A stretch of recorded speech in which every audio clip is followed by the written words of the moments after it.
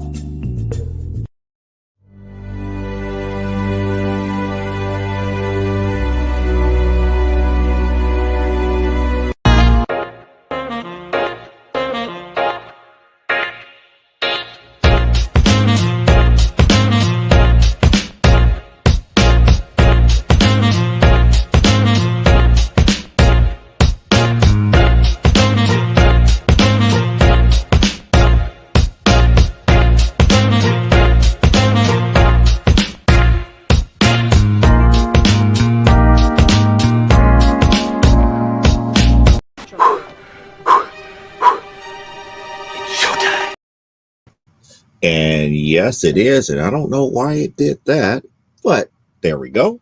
I'm here.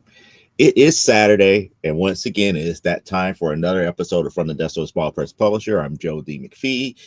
I am the host for this show, and we got a couple of things to talk about here and things to show you. And we're going to take if I can say it in these terms, not really an in-depth, but a different type of, if I could say, retrospective on AI art and look into the, if I could say, the baffling thing that I see more so than anything else.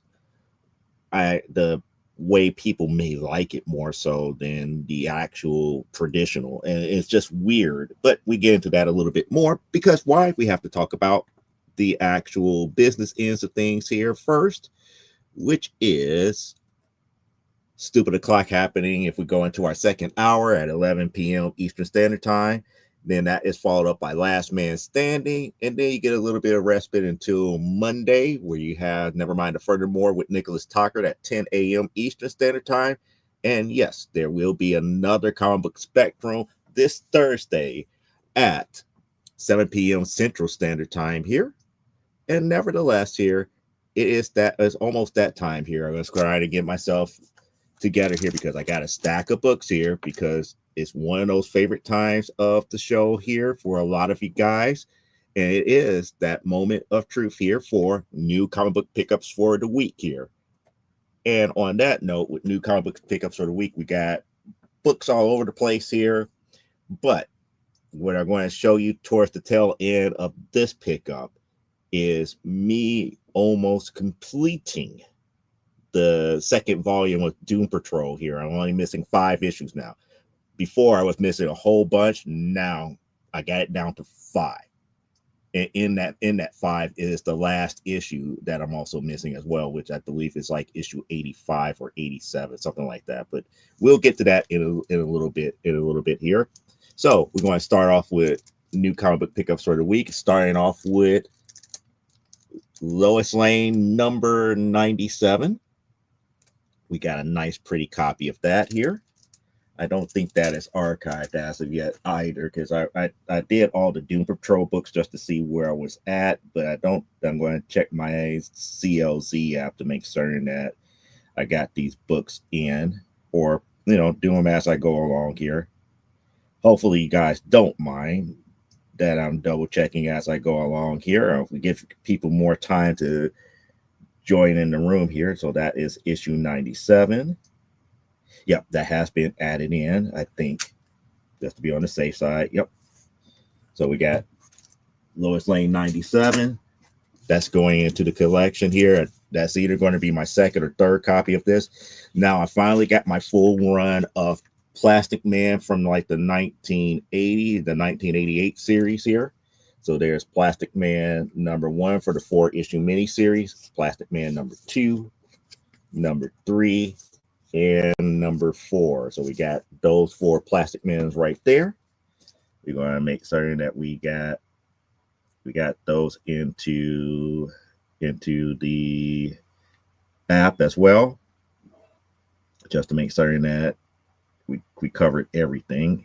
And for some reason,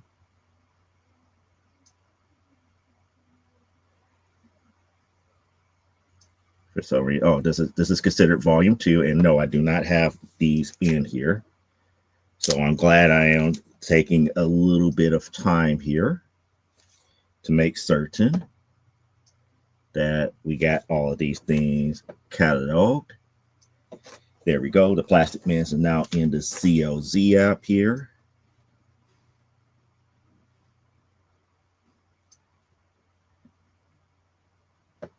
So we got the Plastic Man's now in here. And then after the Plastic Man's, we got Wonder Woman War of the Gods, issue number 1 from the Dark Multiverse. It is a prestige format book, just for you guys to know. This is not a standard issue here. So we got the prestige format of Tales from the Dark Multiverse, Wonder Woman War of the Gods. And I don't think I had added this one in either.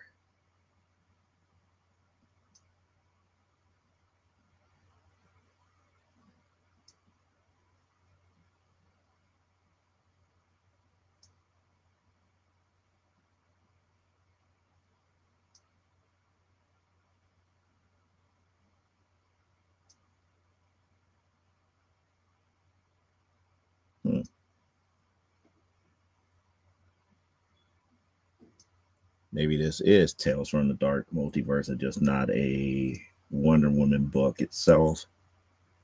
Yeah, sold to me as if it was a Wonder Woman book, or maybe it's one of these rare happenstance that CLZ does not have.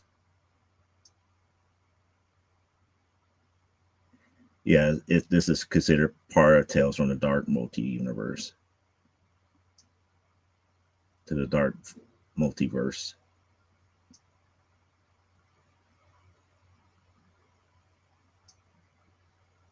Tales from the Dark Multiverse. There we go. Wonder Woman War of the Gods.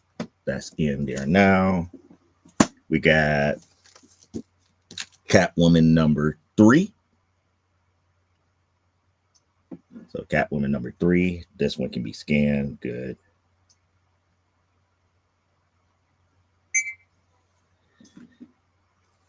Added.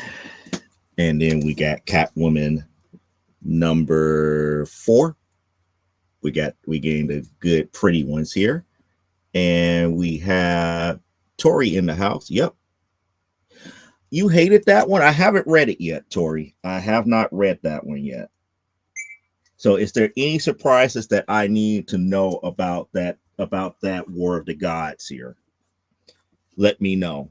Let me know if there's something special that I need to know about before I read that book, because I don't know. I have a tendency to give books a fair chance here, but you never know. Now, this is definitely going to be a book that I know I don't have up in there, and that's going to be Fat Albert and the Cosby Kids. I forgot which issue of Fat Albert this is. So let me go ahead and take a quick little look see here.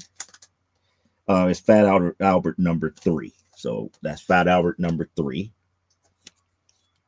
So we got a brand new one. So this is one of the ones I think I don't have here as far as my somewhat golden age collection is considered here. Yep, I don't have that one. But this is an old school 25 center. So that's probably Silver Age. And then this is a book that I kind of figured that because it was cheap and I'm not a big Dave Stevens fan, and it was cheap, and it's like, you know what, let me figure out what's going on with it. And everybody was going goo goo gaga for Dave Stevens type stuff.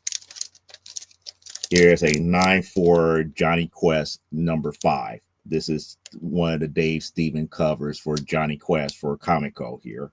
So it's like pretty much the cover that everybody is swooning over because it's Dave Stevens. And I was like, well, what makes Dave Stevens so impressive? And maybe it's just me, and maybe it's just, you know, I didn't grow up during the days for his artwork, because again, there was always talks about his pinup like women and everything to that magnitude. And I'm up here more along the lines like, it's okay. It's not something that I would write home about. You know, it's not something that I will hold to higher esteem, like how he does like his Rocketeer.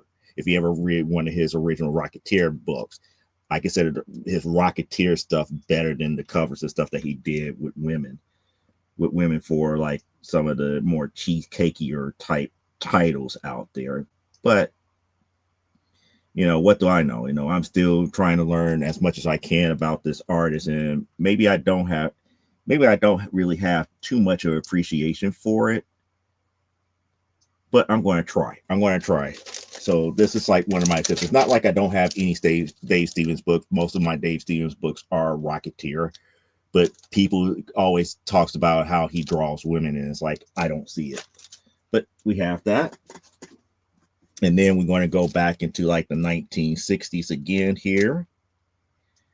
And this one I know I added this one. This is the girl from Uncle. Just like from the TV show, there was April was a part of the Man from Uncle TV series, and she had her own comic book line. This is issue number 3 of The Girl from Uncle. And then we got another Mr. Miracle number 2. Now this one has a little bit more wear. This is not like the best of the best of the best here, but it was good enough for the condition that I got, the price that I got it at here. It wasn't too bad. But this is Mr. Miracle number 2, the first Grain and Goodness issue. And then we got one of the missing ones that I was missing out of that run of Mr. Miracle that came in, I believe this came in the 70s, Mr. Miracle 22, because there was a time gap between, if I remember correctly, between issue 16 through issue 25. There was a big gap here. And Miss Haygood is here in the room here. Welcome on in. We're still in the middle of new comic book pickups for the week here. So now we got the variant cover Catwoman number 35 from New 52, which I didn't have. And I didn't have the Lego version of 36 from New 52. However, issue 40 is a duplicate copy here. That's a duplicate copy of issue number 40. And then we got the annual number 2 for Catwoman.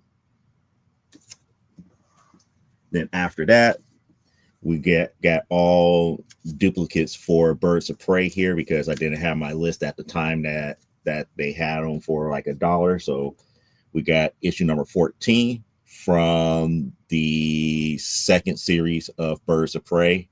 I already had a copy of that. And then also had a copy of issue 22 from the New 52, which is volume 3, and 26 from the third volume of Birds of Prey. And we got Elaine saying, hey Joe, Gilbert Anderson said hi. Okay. Oh, so he was at First Aid today, because I wasn't able to get to First Aid today. So were you able to get down to First Aid Comics for new I'm about to say new comic book, free comic book day? So you was able to get down there perfectly fine and dandy, and no other issues at hand. That would be good to know if you did here. Now we get into the Doom Patrol stuff that is brand new to my collection and almost completed my volume 2 collection here. We're going to start off with, this is annual number 2, issue 2 of Doom Patrol. There's only 2 annuals that came out for volume 2. And this is the issue 2 of that one. Then we got the Tangent Comics version of Doom Patrol here, which is a Dan Jurgens issue coming out in 1997. So I got another copy of that. And then we got the re-release in the early 2000s of Silver Age Doom Patrol. And that's how they specialized this. This is called the Silver Age Doom Patrol issue. This is Silver Age Doom Patrol number 1. It was only one issue of this. This came out in the year 2000. And this is, I believe this is like either my second or third copy of that. And then let me see here. Yeah, he had his own table. Okay. Yeah, we spoke a bit and I bought a print from him. Cool. Excellent. Excellent. Excellent. Well, yeah, I don't know. I guess I guess there's a couple of things that I have to ask him at a different time if I see him again here. It's been a bit since I talked to him. Then we got the Vertigo Gallery issue 1, which had a lot of the actual Doom Patrol art up in it for like the covers and everything here. And all the rest is volume 2 of Doom Patrol, of stuff that I was missing in my collection here. And just to give you an idea of how many issues we're talking about, we're missing, that's a good stack of Doom Patrol issues that to be missing. You know, that's getting close to a quarter of a short box. So without further ado, we're going to go through them one at a time and probably as best as we can here. So we got issue number 33, 34,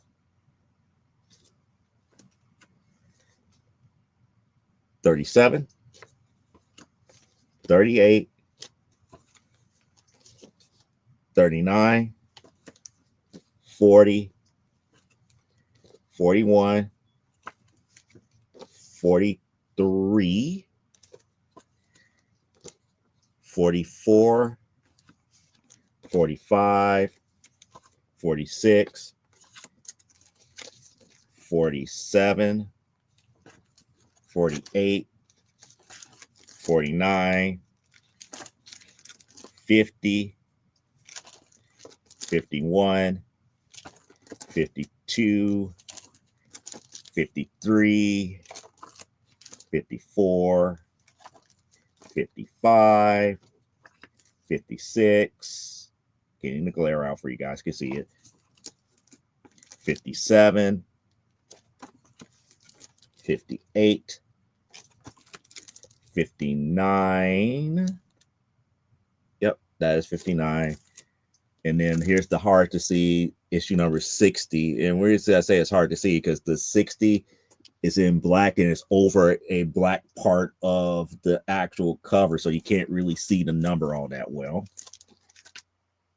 61, 62, 63, 65, 66, 68, 69, 70, 71, 72, 73, 74, 75, 76, 77, 78. Oh, no, that's 78. What's that? Yeah, 77, 80, 81, 82, 84,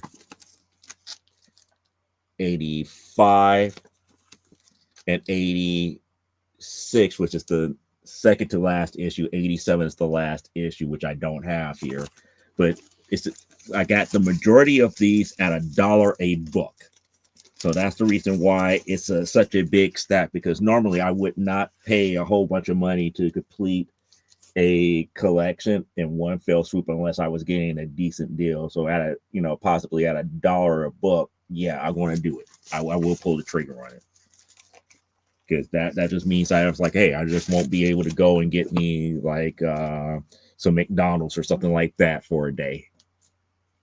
That's the best thing here. And that, my friends, is new comic book pickups for the week for this week here. And yeah, that is a lot of Doom Patrol books here, but it was worthwhile because, like I said, I got my Doom Patrol for volume 2 down to only missing 5 issues with that purchase.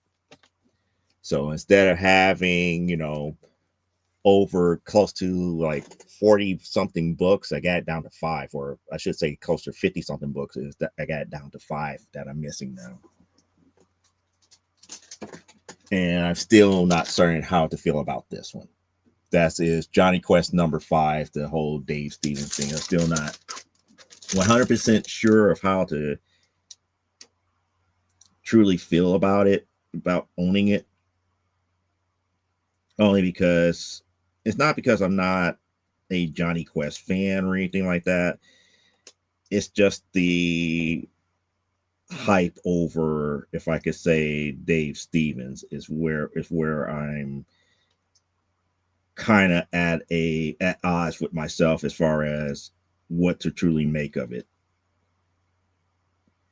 But I have it now. It's in a 9.4. You know, I see the imperfections in the actual book, which makes me think that, you know what, I'm not going to question it. You know, if they grade a 9.4, it's a 9.4. If it was left up to my judgment, it probably wouldn't be. But nevertheless, it is a book that I now have in my collection here. And what I just did here on the good old cell phone, and it's not showing it correctly.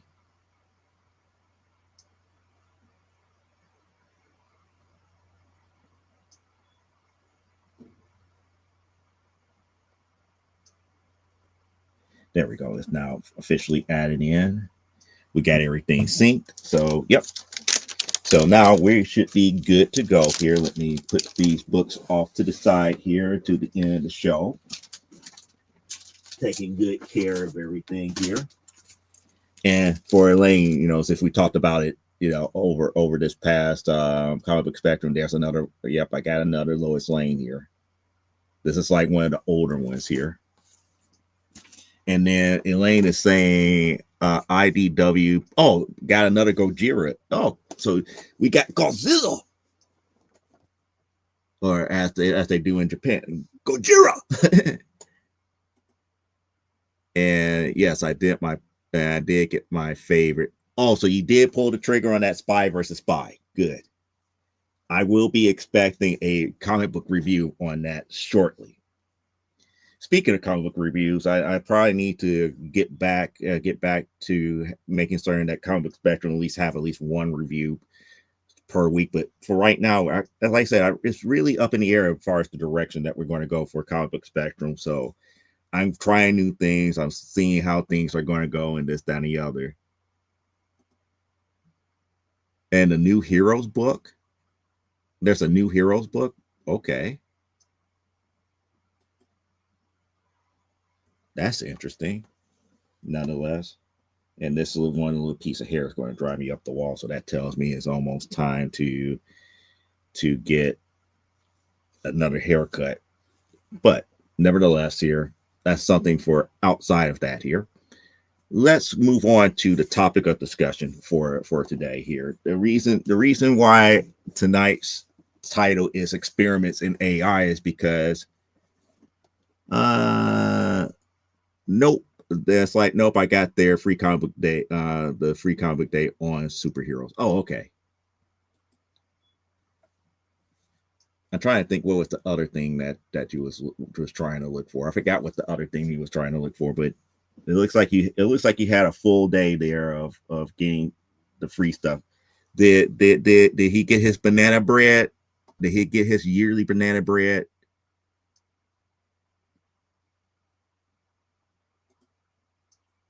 And I got the large mag. Oh yeah, Superman, and all that nice little stuff from Mad Magazine. Mad Magazine has some very good parodies of superheroes. I do agree with that here. But getting back to the topic at hand, the reason why we said experiments in AI is because DeviantArt has an AI generator now. It's called DreamUp. And it's free to use and everything. And I'm just up here. It's like, you know what? I want to see what is it really like how, how does it work. And I have done some prompts already on from the Desk of a Small Press Publisher to show you that it's not very accurate. However, I went back and did some more, and I was like doing an experiment. And the experiment is pretty much, as you can see, I got 12 new notifications, and most of them are likes to the AI art that I have posted as of late. That's what the majority of this here is. Like, I got new people, one person who came through like all this others, like most of the others, but it seems like the AI stuff that I generated is getting more likes, but also in doing so, it also having people to take a look at some of the other stuff that I've done natively and traditionally, either via DOS Studio or hand drawn. But what gets me is how people are drawn to the AI art for some reason. So I'm pulling up my gallery here on DeviantArt, where I could show you the type of stuff that I have generated using their DreamUp. And if you wanted to use their DreamUp AI tool, it's right there at the top of the screen. I'm pointing to it right now. I kind of wish that I could zoom in a little bit better, but it's always going to be right here in the purple. It's going to say DreamUp AI art. Now, I warned you guys a couple of times here when I first found out about this and read on it. If you have a DeviantArt account and you do not want your artwork to be used in any form, in any fashion, you have to make certain that your artwork is not in your stash that's in your account, because you have a part of your account that is considered the stash, and you have stash storage. So let me go to my stash storage real quick here. So I have like that image that I pulled from the internet in my stash storage that is stored there, and the AI generator has full access to your stash. So anything that you put up in there media wise, as far as your stash, is free game for the DreamUp AI app to use. Fortunately, this is a photograph that I grabbed from the internet. I'm not going to be too wild about it because, again, that's on the internet. It's posted. There's going to be other copyright things that can happen if it uses the image in a certain way. But if you don't want your artwork to be used by DeviantArt's DreamUp app, do not put your artwork in stash. With that being said, we're going to go back to my account and we're going to take a couple good looks at the AI gallery that I did, the AI generated artwork that I did here.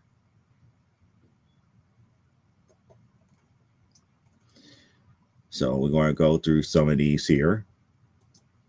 And it doesn't necessarily always follows the prompts that you used here. And sometimes it gives you pretty decent, but you could tell that it's not right. Like here, she got two big toes there. And I'm going to blow it up a little bit more. It's like you can see that she got like two big toes. Like the foot is not right. The fingers here are not exactly 100% accurate, but it gives you kind of like a passable image for in most cases here. That would be something that would be considered passable. This one here would be considered almost passable unless you really take a look at some of the supporting imagery in here, where it's like you could tell that things are off and not right and everything to that magnitude. Like how this person's arm is not fully formed. I don't know what's going on here. It's almost like it's doing two different things. It's not even like she's holding anything. It's just like it didn't know. It's like it's almost like motion blur, like she's moving in that image and everything. But it goes pretty well. And let me see. And it's like, nope, did not do any baking this year. Okay, so he didn't. So he did not get his banana bread. Boo. AI is decent for anime style thumbnails. Otherwise, poo. This I don't know. I won't say that. I won't say I won't say manga anime style too much, because if I used anime style, if I did a prompt using anime style, it still doesn't generate exactly what is being asked there. Now, you want, if you really want to really test the AI, you try to use some of the prompts that I've been using here. The imagery here is decent, but that's not what I asked the AI generator for. What I asked the AI generator for, and I'm going to show you this here. I'm going to bring it up on screen. It's right here. A high angle view from above a 330-foot tall, massively giant busted, wide hip, very long legs. And this is the thing with these AI generators, you have to be descriptive. It's like, to me, this is overkill. Light skinned, 3 African American women with very long hair. All 3 are wearing Playboy bunny outfits, which it didn't do. It only did one. They only did one, but it had women of all different sizes walking down the street here, which is something that I told it to do. It's like, one is dressed in red, another one in black, and another one in royal blue. It's like she is walking down the street, where the buildings, and it's like, I think I cut off the rest of my prompt here. So with that, it did this. Not a bad image, but it's not exactly what I asked it to do. So you kind of have to take it for like a grain of salt here, as far as what it can do and what it feels like it's doing, and what it actually generates here. And normally when you use like the DreamUp, this DreamUp here, it doesn't produce one image; it produces 4 at a time. So you could, before you could take a look and see, it was like, well, which one is really what is? It's like, these 4 images is the closest thing that I could figure out what you probably want here. That's what it pretty much does here. This is another one that is using the same prompt here, but it only did one individual here. No, actually, I take that back. Yeah, it's pretty much the same prompt. I was changing the wording and stuff around here, and it generated that. No Playboy bunny outfit, none of this other stuff. It does what it wants to do. Is it okay? Like, here, the foreshortening on her arm, that her hand is deformed and everything, but only people with a fine sense of detection as far as art would pay attention to a lot of that type of stuff. I have considered using it for things like generating cityscapes I could paint over, or for mapping out action sequence. To be quite honest, in my point of view, if I use AI as a actual tool, let me go full screen, because I want people to really see my face when I say this here. If I use AI as a tool, it will be more of a reference. If I wanted to see what a scene, like for example, if I says like, a guy hitting another guy with a somersault kick, which lands which lands across his chest and everything, it gives me an idea of what it might look like on a page.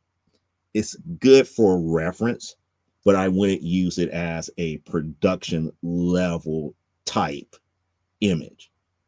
It may be good for storybook images. You never know. If you're doing more text and you're trying to do something that's like illustrated text, it might be passable for that. But for the type of stuff that we do with comics and everything, no.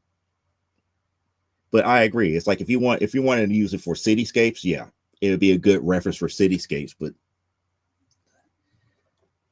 I'm just going through this stuff, and just like, the more I play around with it, the more I'm up here. It's like I convince myself that it's a tool. It will not replace real artists. Like here, I'm up here. I think is this the warrior, or is this the queen? Yeah, high angle view of a muscular Mayan giantess warrior.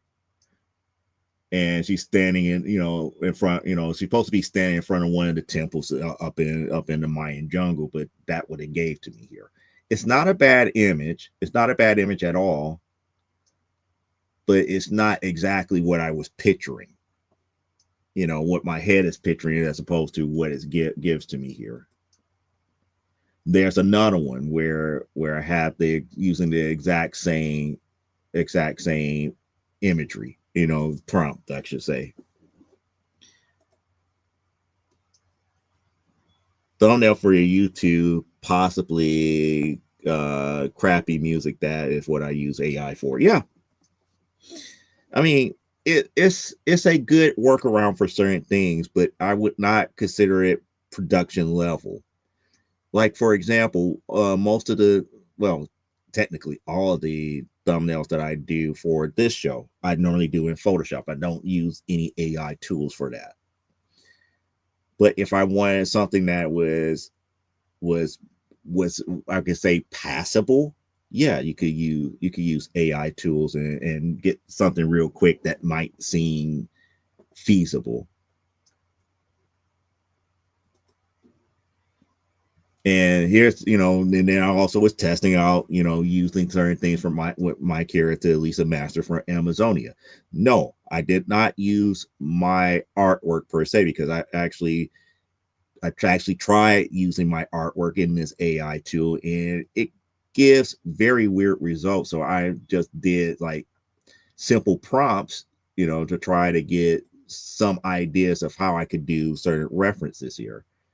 So I'm up here, doing different things, different references, and people all of a sudden out of nowhere, as soon as I started posting these, people are up here like, oh, I like what you're doing here. I love what you're doing here. I love what you're doing here. Now, this one here, I actually modified. I modified this one here in Photoshop because the actual DreamUp app did not work the way that it was supposed to. Now, how do I know that it didn't work correctly? Because I actually made modifications to the artwork. Like, for example, you see this here. This is the actual artwork. I'm going to blow it up real big. I want you to pay close attention to the artwork here. This is the one that I took into Photoshop and I manipulated it. This one looks somewhat normal. I did not correct what the AI did. I did not correct what the AI did here. I corrected certain things to get the people in its proper proportions because the proportions were off. So that's what I did there. The original is this. That's the original. So if you notice, I had to make corrections to the buildings. I had to make corrections to her to get her to her proper height. I had to make corrections to the buildings, corrections to the people, and all this other stuff. So I had to like literally cut, paste, and do all of this extra rigmarole because this is the original. This is the original here. This is what I did to modify it to get it into its proper perspective. For in accordance to how Elisa is in the actual comic book. Is it the best? Is it good at dealing with size and perspective? No, not at all. Let me go ahead and get back to some of the comments here. It's like I wouldn't use it to create a finished piece, but yeah, I can see how you might consider it for rough storyboards. Yeah, easy peasy for rough storyboards. Was thick. Yep. Yeah, if the buildings were, if the buildings were leaning more over, yeah, it would collapse. Yeah. But those are the types of things that you have to kind of like fix in post-production, because even here you could tell that there was a lean here. And I had to kind of like fix everything and put it in its proper perspective in the best way that I can here. And I believe the picture before that is the original. Yeah, that's the original. So I had to include the original here. This was another one that I modified too. but I did that within the the online moral editor that they have online for DeviantArt. And what I took out here was the actual basketball that they had up here. There's a basketball up here, so I had to kind of like repaint the sky and everything in, and I got that blotch right there, which I'm not too happy about. But you know, it is what it is here. But it's not 100% accurate. So we go, pretty much going through a lot of these images, and like I said, it surprised me that people were liking a lot of these images. And I'm up here, it's like, this is AI generated. I'm not doing anything special other than being as descriptive as possible, following the actual syntax of how the AI may look at this image and try to render it. Am I happy with these images? No, because a lot of the scale and perspective is off. Like this one, to me, it's a happy accident because it only supposed to have her up in here, but it actually draw an extra person that actually fit properly in the perspective that I was trying to go for. So this character is correct. This character needed to be taller. So it's kind of like one of those choose your poison type deals. But nevertheless, it's kind of like, some of this stuff is quite passable, but it's not production ready. Some people may feel that it's production ready and may be able to fool a lot of people and do a full story or a full comic using it. Not me. I'm not impressed. I'm not impressed here. And then eventually, what I also found out too, now this is another one that I edited in Photoshop here too. So notice how everything is kind of in perspective, in a little bit better perspective and everything here. But here's the original. That's the original.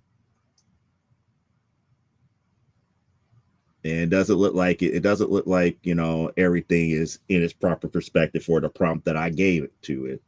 And then when I went into Photoshop and edited it, I finally got it in its proper perspective, the way that I would like to have it done. And, it took some manipulation of like the background and drawing in different type of stuff after the fact. But we got it.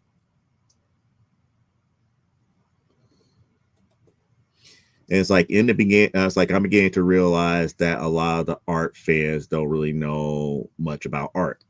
And pretty much that's what it boils back down to. I'm not saying to hate this type of stuff. You like what you like. But I'm just saying this as a person who draws professionally. I could see the problems with using AI and seeing the issues that would have to be corrected. And if you get somebody who is very good with Photoshop or very good with Quark or anything that deals with manipulation of photographs or images, something like this would be perfect. Something like this would be perfect because, they don't have to worry about, okay, I got to spend all this time drawing it, then coloring and this, that, and the other. The only thing they have to do is like, okay, this is what I need for this scene, and type it up and get as close as possible to it, and then start manipulating, go into Photoshop and then manipulate the rest of it to get it to somewhat of a passable image. And that's where the appreciation for traditional comes in. If you do it the old way, you have more of appreciation for that.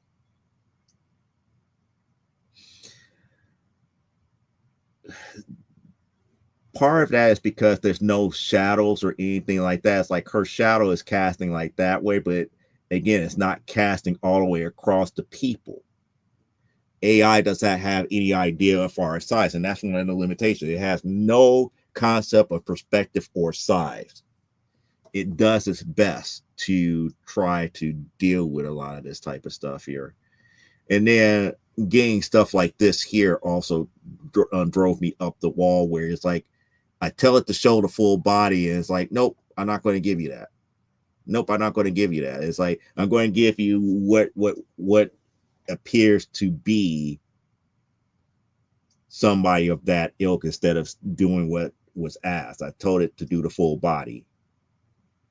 And now we're getting to the more painted and photorealistic, and it really is more of a telltale at that point, because her hair is not really connected to her. It was drawn after the fact. It's almost like they grabbed somebody else's headdress and placed it on, tried to put it on her head, and it's not really connected.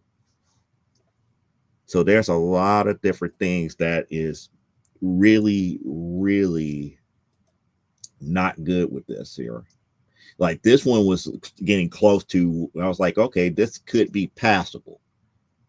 This could be passable until you start paying attention to like the feet. The feet are not really well done and everything to that magnitude, but it's passable. It's passable.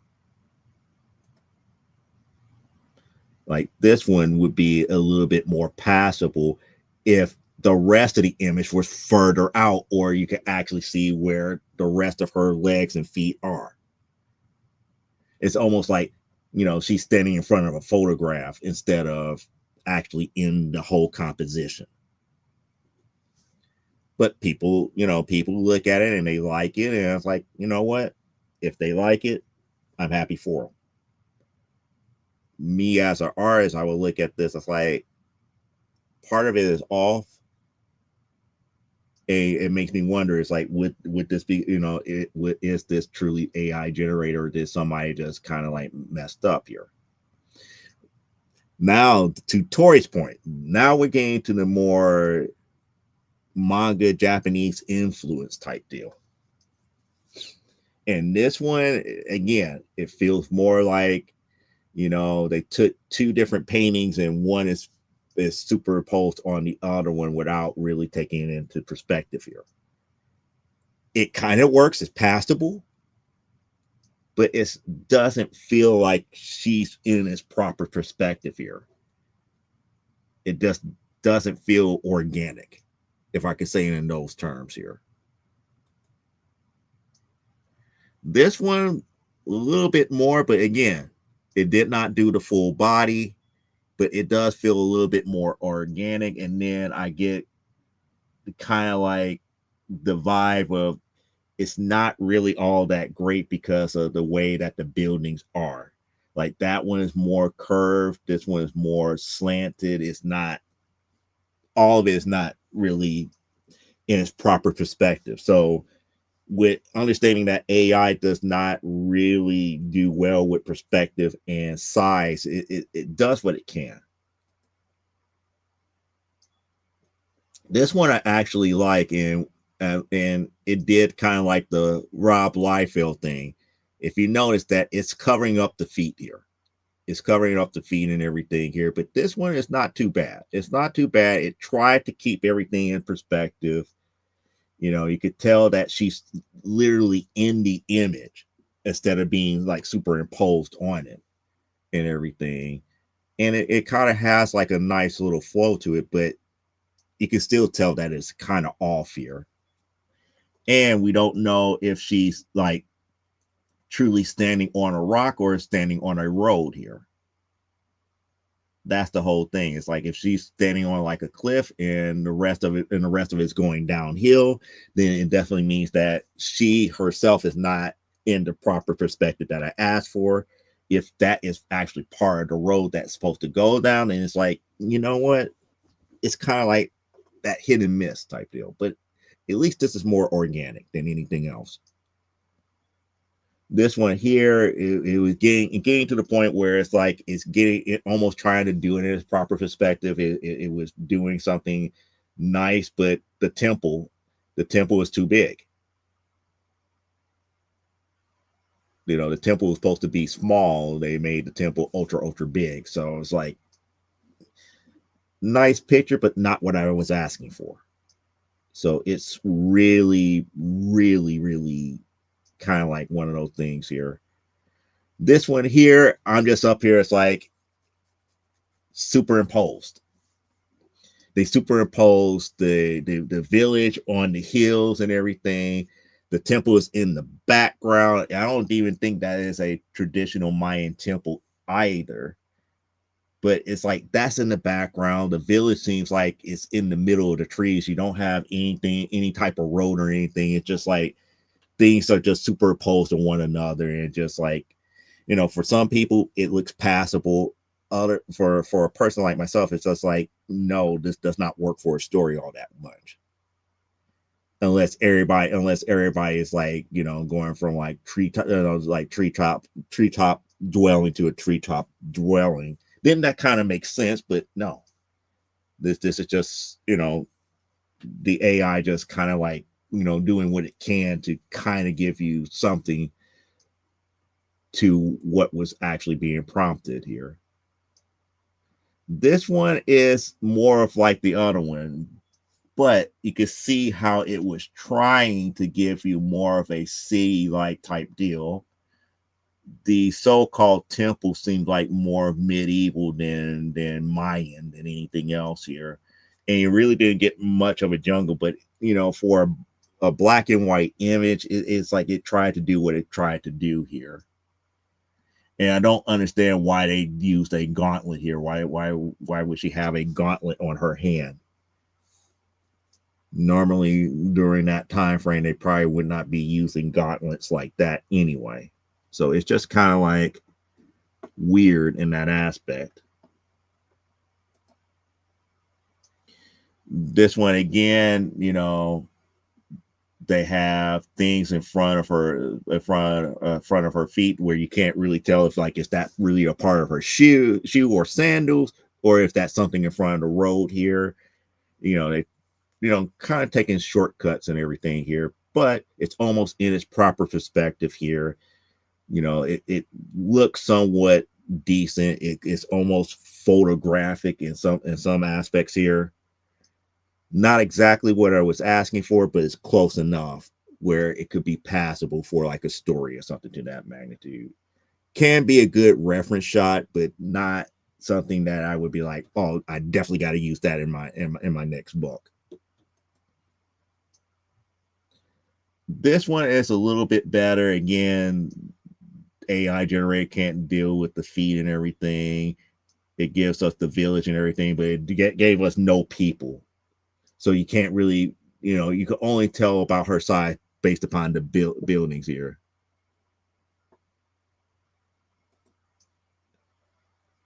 Lumps of, yeah, big lumps, yeah, or elephant poop. Yeah, I mean, it's just weird. It's just weird how the AI is doing it. And I'm not trying to talk bad about AI generators itself. I'm just showing you different aspects of what the AI generator is truly doing, as opposed to how a traditional artist would look at it and be like, is this good or is this bad? Yes, it gets a lot of likes and everything on DeviantArt and whatnot. That's fine and dandy. And like, I appreciate people taking the time to look at the gallery. And as long as I specify that it's I want them to understand that this is not my traditional artwork. I'm just playing around and experimenting with this tool just to see what can be done here. Like this one is another one where it's like, oh, they just superimpose an image of the character that I was asking for over a landscape and hope that it meshes well together. And it didn't. The perspective and everything is kind of off on it. But again, for the untrained eye, it's not going to be easy to pick up. It looks decent. Don't get me wrong, it looks decent, but there's things that are just not right about it. And then this one here is just like, it does make you wonder if they did it again. Is it a bad picture? No, not by any means. It's not a bad picture, but the perspective is off. because now it makes you question about how tall is she really, because this person is actually moving towards her while that person is standing. This person is actually closer to her, and if they stood up erect, well, I should be using the mouse cursor here for I can show you. So the head of that individual, and he's kind of bending over, moving towards her. Now, if he stood up erect, he would be somewhere right about here, which would almost be about the same height as this person here. But this person is further in the background. So that tells me that the perspective is way off. We don't know the true height of this individual at this point. So it's not a good fit one way or the other. But it's a decent picture to kind of sort of be like, okay, this is a good reference to get an idea of what can be done. This was one of the ones that I was up here, trying to see if I could do like, quick little reference pictures to use later. Would I draw a Lisa like that? No. But it gives me some idea for reference here. And then I'm just curious about their building choices here, because that just looks like a stack of bricks right there. It doesn't look like that's a building.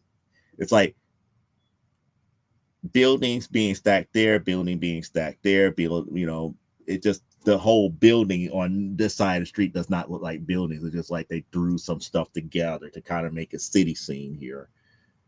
Just like over here, this,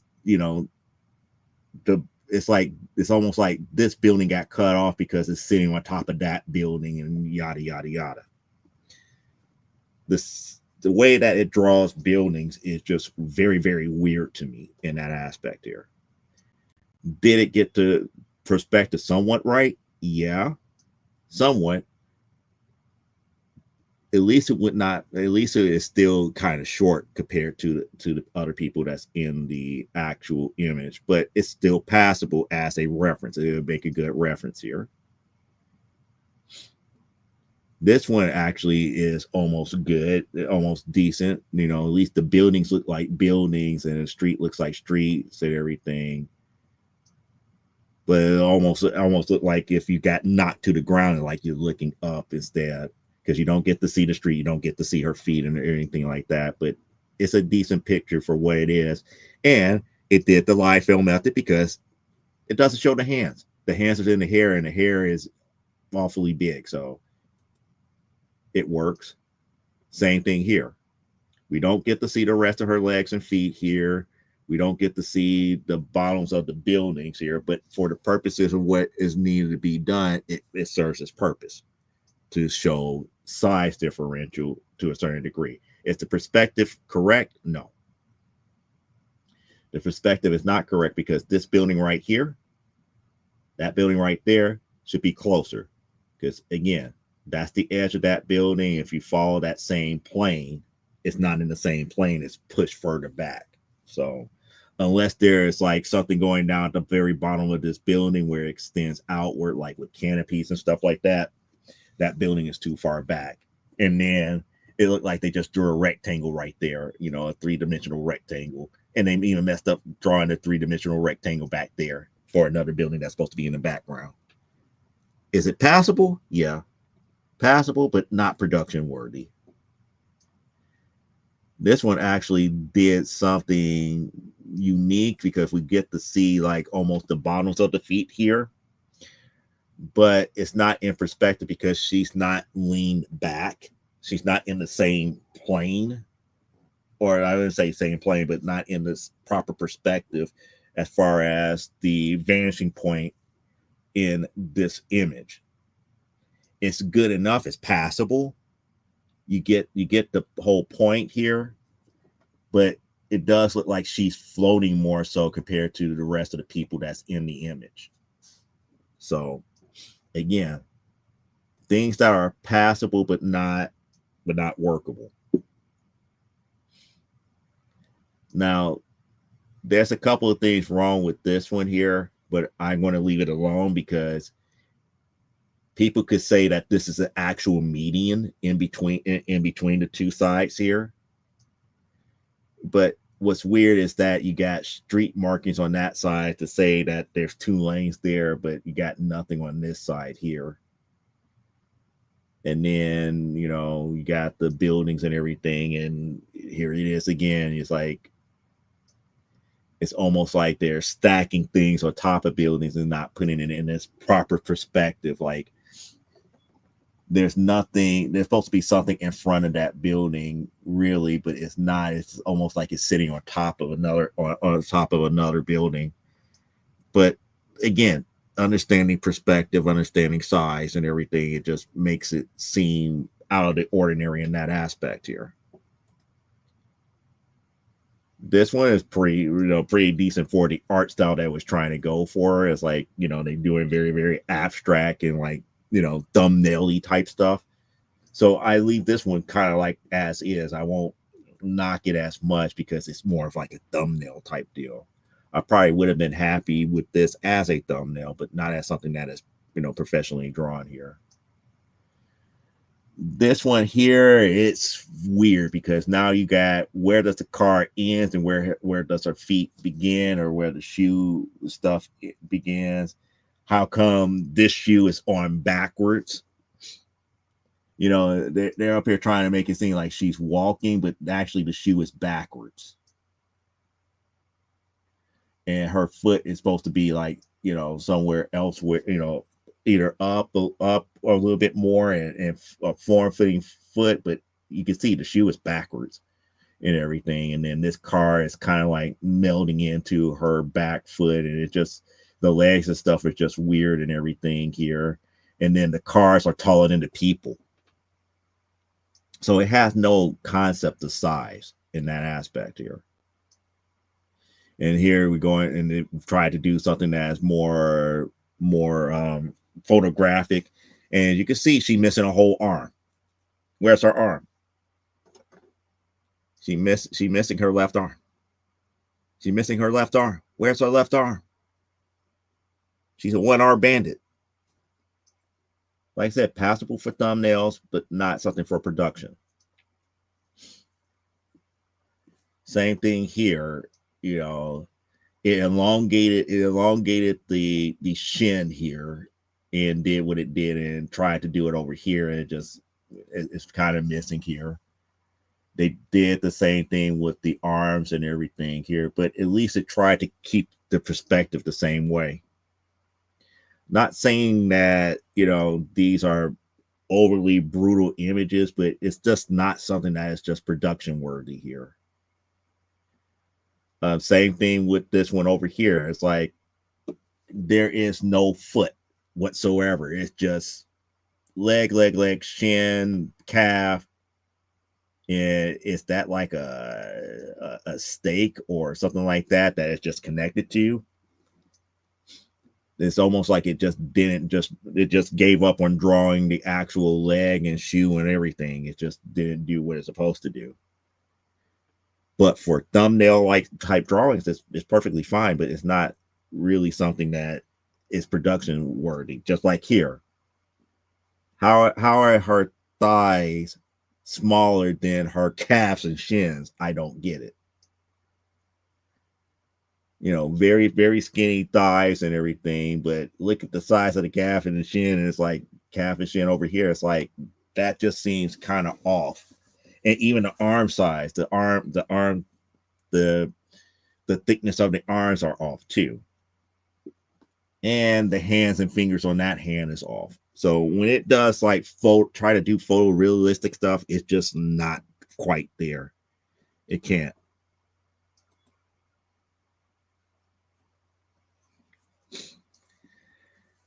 I agree. That's why I'm doing this episode, because I was like, you know, these are just experiments that I've been doing just to really show people that it's a tool.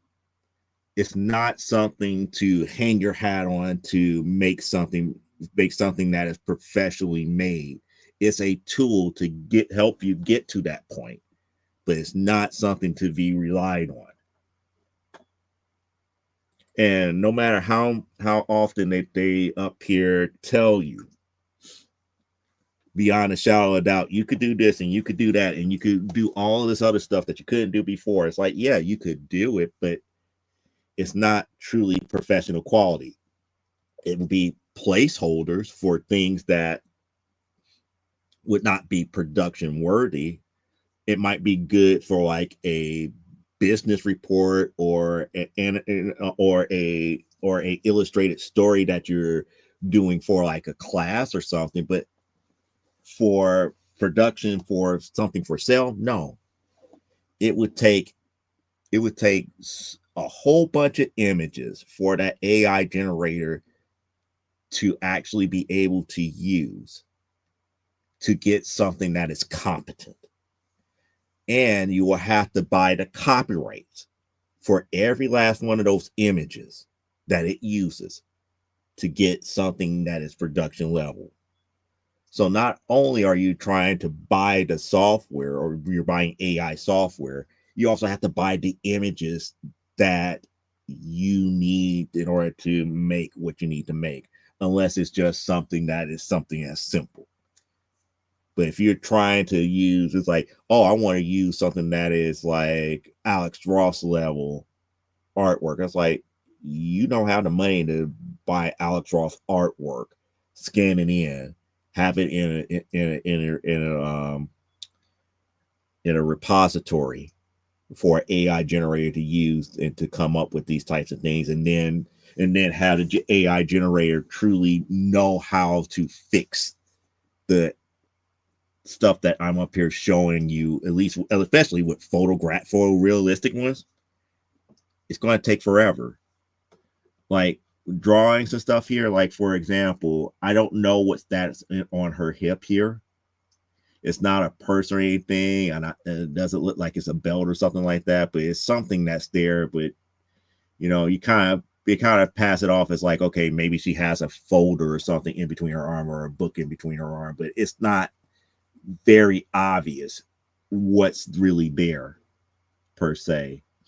But outside of that, they took something that's drawn and they put it on a photorealistic background. It's not a good look. Either this needs to be more like hand drawn and cartoony, or they need to do something that's photorealistic. It's pretty much just that here.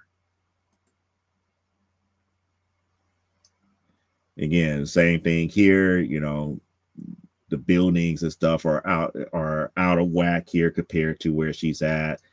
That's like the way that you would fix it is either you have to bend her backwards a little bit to get her in its proper perspective, or something to that magnitude. It's just a little bit off here.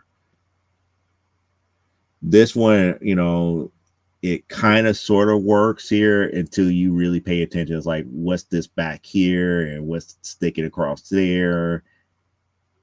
I mean, but it's still come off like, they took one image and they stuck it in front of a cityscape type deal.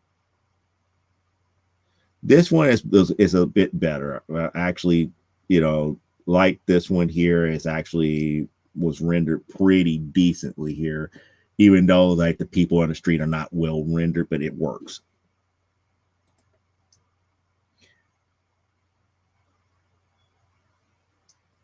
Yeah, too high to be a clutch, and there's no shoulder strap. Yep.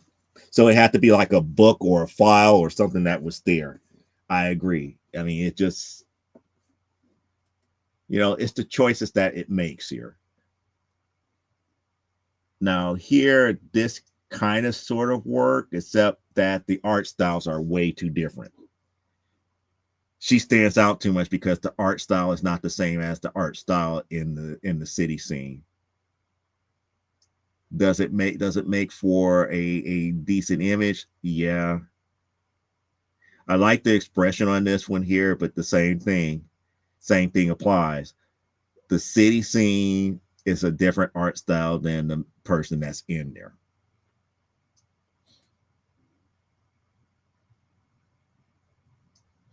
This kind of meshes a little bit, but no feet here. So if I take into consideration where the feet would be here, it's a decent image. It's a decent image.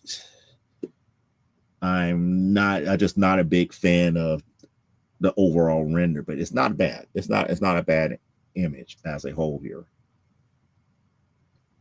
Here's another photorealistic one, and you could tell that they up here, you know, they did it where in such a way that it's like it looks like it comes over the hill and everything.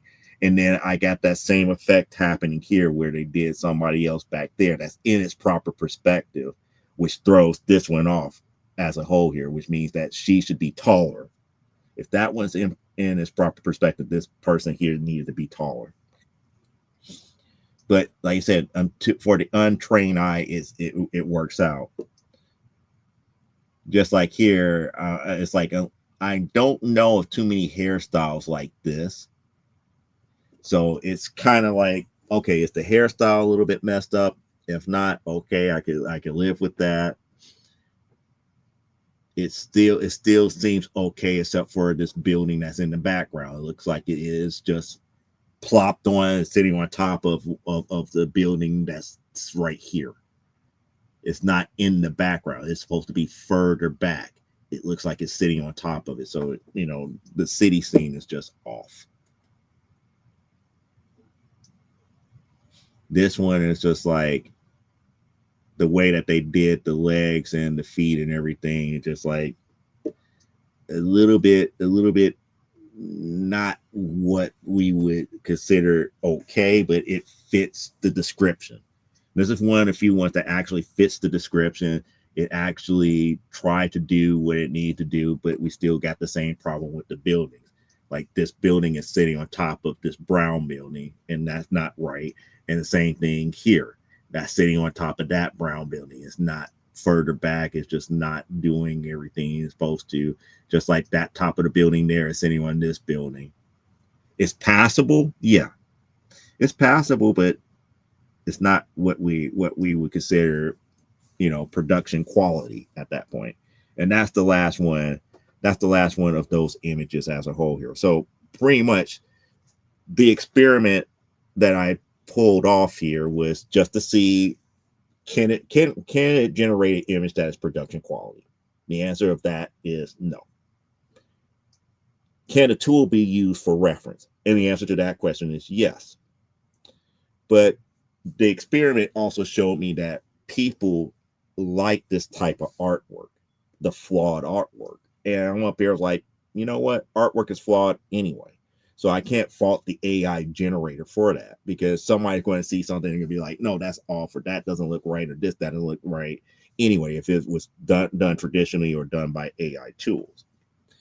But what I'm seeing here is what level can the AI tool be used in order to assist a person like myself, as opposed to somebody that has no art skill as a whole here.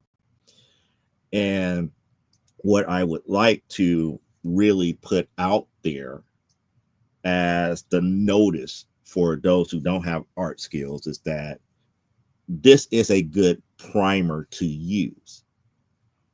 You would still have to know your basics in order to correct a lot of the problems that could happen within these images here. Some people would just be like, no, I like this image. I'm just going to crop out all the mistakes and everything and just use it for that. Sometimes you can get away with it. A lot of times you can't.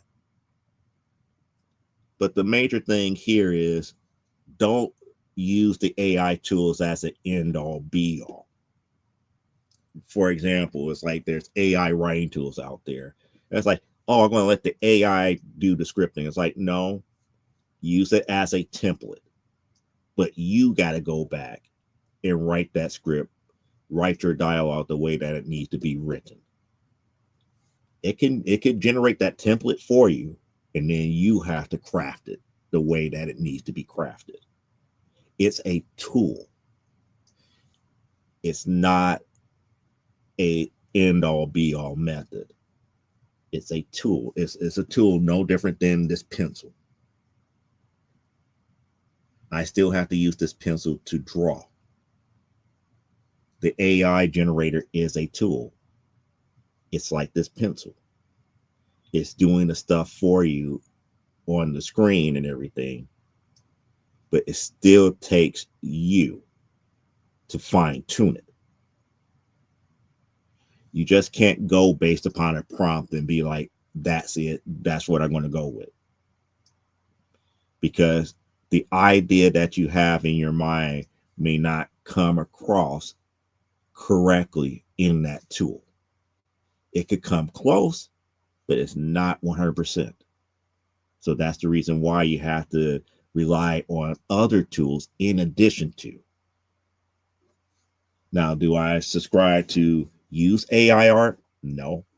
Have I been accused of using AI art by using DAW Studio? Heck yeah. And the reason why is because people don't understand three-dimensional art. They don't understand DAW Studio, and they don't get what I actually do in DAW Studio. But because I use DAW Studio, I understand a lot more what these AI generators are doing. You can't skip knowing your basics. Knowing your basics helps you to understand and use these tools for the betterment of your production or artwork. You can't get around not knowing your basics. However, if you plan to skip it, you have to be willing to pay those consequences when people talk about you not being, if I could say, accurate enough where it could be like, we could forgive this only because of that. And when I say we could forgive this, meaning that, oh, we could forgive the fact that you cropped out arms and legs or parts of arms and legs only because you corrected the rest of the image to give a good presentation or a good composition. If you understand how to give a good composition and use your basics, then some of that could be forgiven. But if you don't, no matter what you do, it's still going to be a bad image, regardless here. So that's pretty much what I got to say on the AI here. And like I said before, for the people who favorite those images, I thank you for it. But it was all part of a bigger experiment here, because I'm up here messing around. I'm trying to take this AI to its limits. And I haven't really gone my full gamut of all the experiments that I want to run as of yet. However, just from the basic stuff of what I would do when I use this tool right here, pencil and paper, it can't generate the stuff that I need. I know for a fact it can't generate the stuff that I need. Now, does some of the stuff look good? Yeah. I'm not going to knock it. That's why I don't knock the people who like it. Some of it, when you take that step back and be like, okay, on first glance, it looks fine. But when you really look into what it actually did, that's when you find all the problems here. Yeah, I think that's the big problem. Too many people are looking for shortcuts, and that's the real thing. There, one of the things that I learned in almost 20 years in publishing, there's really no shortcuts, because people is up here. It's like, oh, you know how to do this stuff in DAW Studio. You could create all your characters and this, that, and the other. You could do everything in 3D. It's like, yeah, I could technically do that, but it still takes just about as much time for me to do that, just as is for me to draw it. So I have that luxury. I have a luxury. That's why Primetime Saturday Night is done in DAW Studio while Amazonia is not. Could I do Amazonia in DAW Studio? Yes, I can. But it's easier for me to do it on pencil and paper and draw it. I get the story across a lot better in that aspect here. In DAW Studio, I have to literally create all these unique environments over and over and over again. Each and every scene is very unique, where it's just easier for me just to draw it out and get it over with than to create the actual visual in DAW Studio put Elisa at her proper height, put everybody else in its proper height, and then try to draw and try to render out the scenes the way that it is. It takes me longer to do that. For primetime Saturday night, it doesn't take me as long because I'm not dealing with the scale differentials like I have to do with Amazonia. But there is no shortcuts. I still have to use the basics no matter what. I still have to use my basics as far as camera angles, lights and shading, all this other stuff. I still have to use my basics in writing and storyboarding. I don't get around that type of stuff. So if you're expecting the AI to circumvent not knowing your basics, guess again. The more you know your basics, the better off the AI tool will work for you. Now, mind you, I've been throwing fits and everything about, DreamUp. But the more I work in it and the more I, use prompts and stuff for it, the more I learn is like, hey, it can't do what I can do. But if I get lost as far as, okay, how would this look? Or give me an idea of how this might look. It can do that for me. Those are the types of things that I have to take a look at here, because I know when I get to the second story arc, there's going to be some like jungle scenes and stuff like that I'm going to have to really buckle down and look at photographs and get a good mental picture before I put it on paper. Could something like DreamUp help me with that? Yes. It could be a very good thumbnail for me.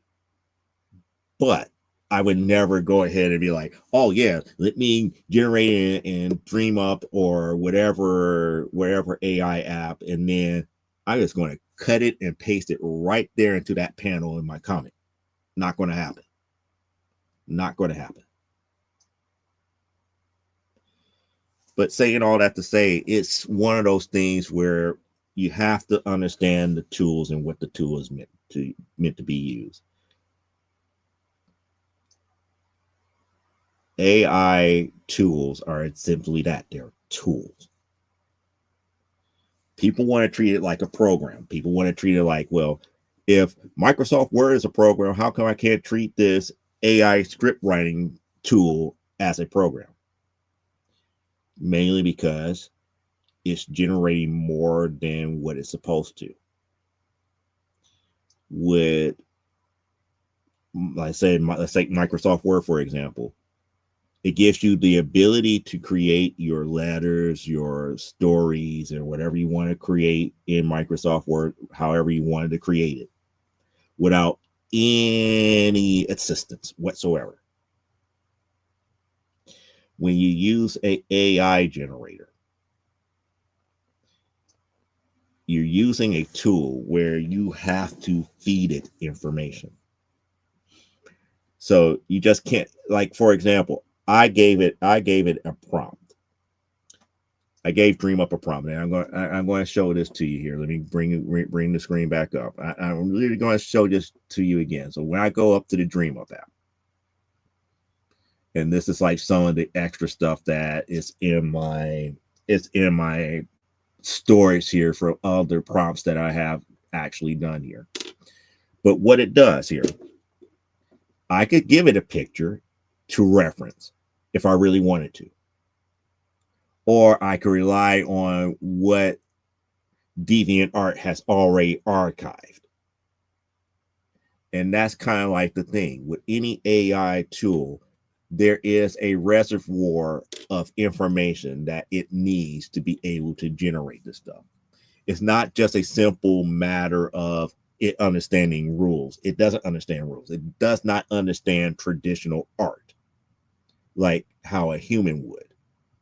It does not create this stuff from scratch. It's not creating it from scratch. Like if it had like a blank sheet of paper, it's not like doing all the extra stuff that we would do to generate a image. What this is doing is looking at hundreds of thousands of different images. And it's doing compare and contrast, compare and contrast, compare and contrast, compare and contrast, based upon what you tell it what you're looking for. And based upon what you're looking for, it constructs to the best of its ability those elements that you ask for. That is the reason why it's not always giving you exactly what you want when you type in the prompt. If it was 100% exact, then I would be scared. Because it's not exact, and because it needs extra information from other people, and if you don't give it enough information, it's going to do what it could or what it can to the best of its ability.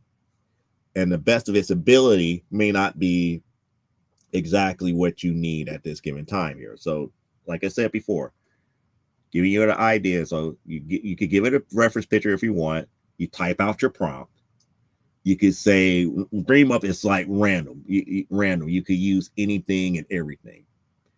And you have other art styles. You can say anime, you can say anthropomorphic, photographic, fantasy, vaporware, low polygon, origami, line art, clay, cinematic, 3D model, or pixel art. Let's see. Let me try to take one of these here.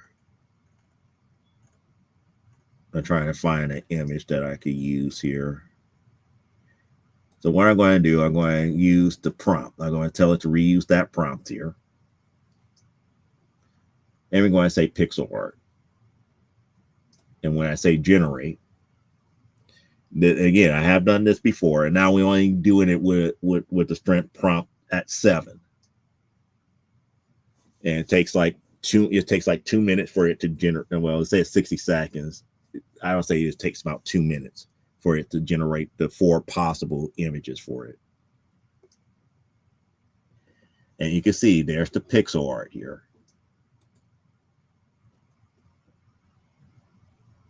And you could tell that it's not in its proper scale. And it generated 3 individual women, not just one. So that one definitely did not come close to the prompt itself. This one has an extra individual because, again, it has no concept of size. So this one is probably at its proper size. That one is technically kind of sort of on the truck itself, but they did not scale down this particular individual because the picture that they probably got it from, the AI generator could not separate the two. Does not understand if that's a male or that's a female. See, these are the types of things, the reason why I said you have to use it as a tool. This one here, we also have to, I'm looking at scale again here. And I'm just looking at the pixel, the pixel art and everything. And I have no idea what's going on there. It's like, what's going on with these people back over here? But, that's definitely not the scale or anything to that magnitude. So, you have to take it for what it's worth. And even here, this is not completely to scale because you got some people of that size, some people of that size, and it's just not consistent. The pixel art is just not consistent as a whole here. So, like I stated before, it's a tool. It's a tool. It's not an end-all, be-all. It is something that can assist you to create what you need to create here. But you have to know the basics. You have to know how to specify and understand how it would generate this image, as well as how to fix said image after it's produced here. You cannot get around the basics. As long as you understand the basics, you could pretty much use any type of tool and get something that is production quality at the end of your process after you have massaged it, edited it, did whatever you need to do to get it exactly right. And in addition to that, You don't have to always use the AI tool. Whatever the AI tool is, should not be the end result either, because you do have the rights to download the image, massage it in Photoshop, and do whatever you want with it to get it to the exact way that you need. Like I said, for myself, these could be nothing more than thumbnails for me, and I take over from there and actually do the actual finished picture. And from some of these pictures, it's like, I get better ideas of hairstyles and stuff to that magnitude, where I was like, you know what, that hairstyle would work perfectly fine for this character. I could look at this, and this, and massage everything that I have up here in my mind as far as the final composition, and work it that way. But would I just say that the AI tool, whatever the AI tool is, good enough? No. Like I stated before, I don't even use AI tools even to generate thumbnails. I mean, I just take the time in Photoshop and do what I got to do, and get it done and over with. That's the reason why a lot of the thumbnails that I do is, pretty rather basic, or kind of like carbon copies of one another, but at least it's consistent. But, eventually, we're probably going to get better and better AI. Well, I won't say we won't get better and better AI tools. What I would say is this. Eventually, the companies that's been pushing AI tools will eventually pay enough people to gather a repository of information to make these AI tools just as good as a human being. Eventually. And when I say eventually, because they're going to have to pay money to get past all these different copyrights and everything to that magnitude to build that repository. Until that happens, it's a tool. It's a tool. It's not going to be able to produce a production worthy image. It will produce something that can get by. And some people are going to be like, you know what, it's good, but they could point out all the things wrong with the image. But getting by and having something that is production ready are two different things. And it's just something that you just have to get used to. You have to understand that here. And I know a lot of my artist friends understand that AI is never going to replace us. It can't. The only way it can come close to replacing us is when you have these big mega corporations or major movie studios or these major publications all of a sudden now coming back to us, buying out our copyrights for images that we have done for them in the past, plugging it into these generators, and having the right people who can write the perfect prompt create these images. And even after the AI generator creates the images, they're still going to need somebody who understands Photoshop or something, or some equivalent, to manipulate the images to its proper form and fashion to produce things like comic books and illustrated stories and things to that magnitude in its proper format. So they can't get around certain aspects. The actual basics always going to hold true. But they could probably get somebody that is about to get ready to graduate from high school, that or in the middle of college, that don't have the pedigrees that a lot of these other artists that has been out here for years. They don't have to rely on those artists that have been out here for years that have the pedigrees anymore. They could get, interns and stuff like that to kind of do these types of things here. And that's the thing that people are truly fearing more so than anything else. But right now, there's not a big old repository enough, unless people just really freely nilly giving it away. That's one of the reasons why I showed you guys about the whole thing about not having images in your stash. And if you forgot what I was said here, it's like the DreamUp app always uses images that's already in your stash. So if you have images that's in your stash here, you're actually contributing to the DreamUp AI tool. It is free. They will freely use those images, regardless of if you want them to or not. As long as that image resides there, you don't have a say. Other people can use your images free and will, for free will at that point to generate whatever AI image that they want based upon your artwork. So if you don't want your artwork being used, don't have your stuff in stash. Simple as that. And like I said, that was if I could say, the compromise that DeviantArt had when they were first talk about having this DreamUp AI generator. That was the compromise, because at first they were going to have a policy all of a sudden to say anything that's on DeviantArt is fair game.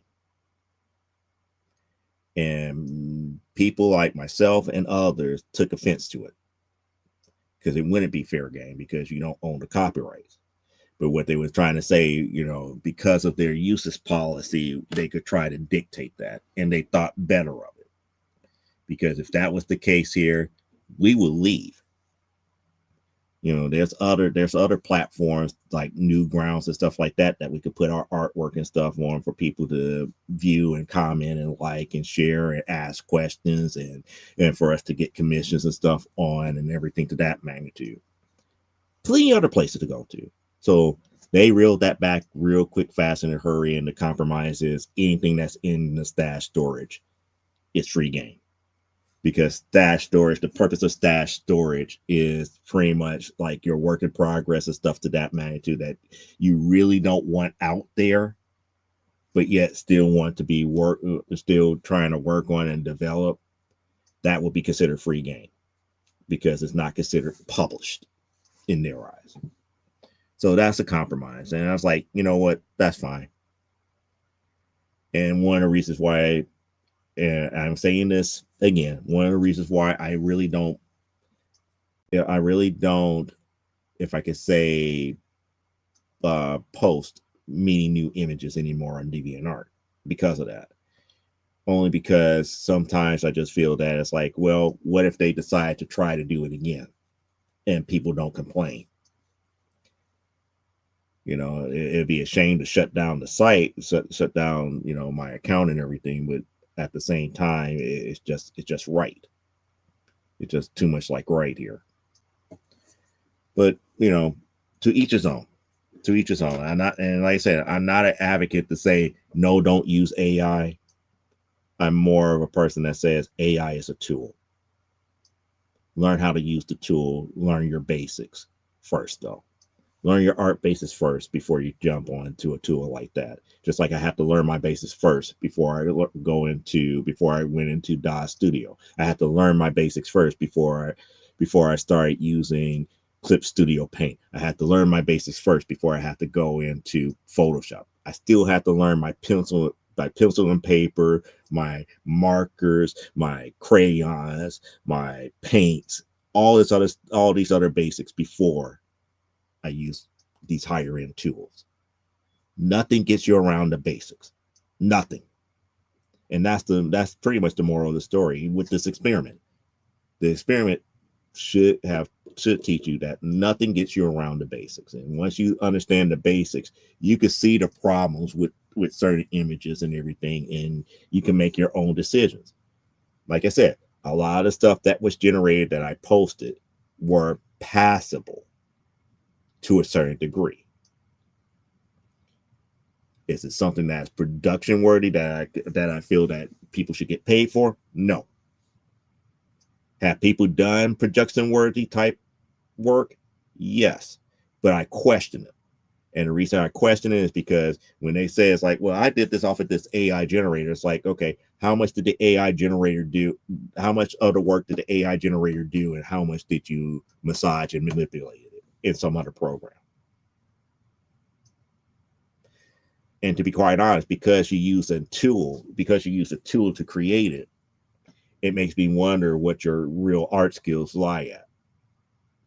Have you produced any other images the traditional standpoint?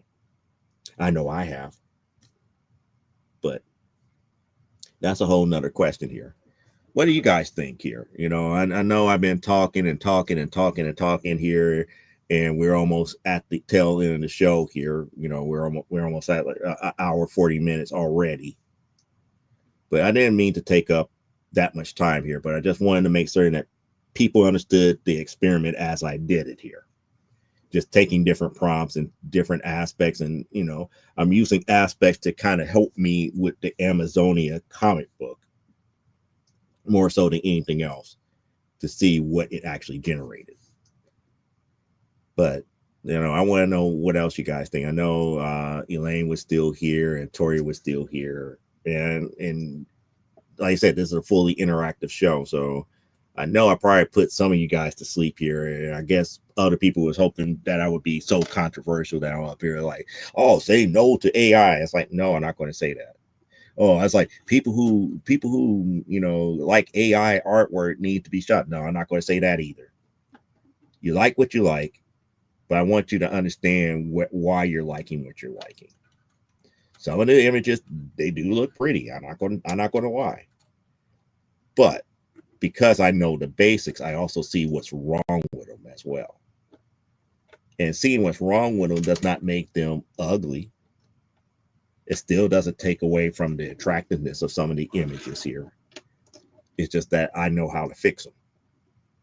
I know how to make them better. Now, making them better does not necessarily make them prettier. And that's the key thing here. Making images like that better does not necessarily make them prettier or stand out even more or more likable. That's the reason why I always like when people, like and favor my artwork, but also at the same time, I go back and see, like, how can I improve it? How can I make this better? What did I mess up on for I cannot do the exact same thing, because I want to get better and better and better at a presentation or a complete composition. But not all people are that way. But I do know that most artists are looking for it to make things better than what they did before. And Elaine is saying, I'm actually heading off to bed. I got housework and growth. Oh, yeah. You told me, you said about the long day that you got tomorrow. So I could understand that. So enjoy the rest of your evening here, Elaine. And we'll probably end up talking on Comic Book Spectrum on Thursday.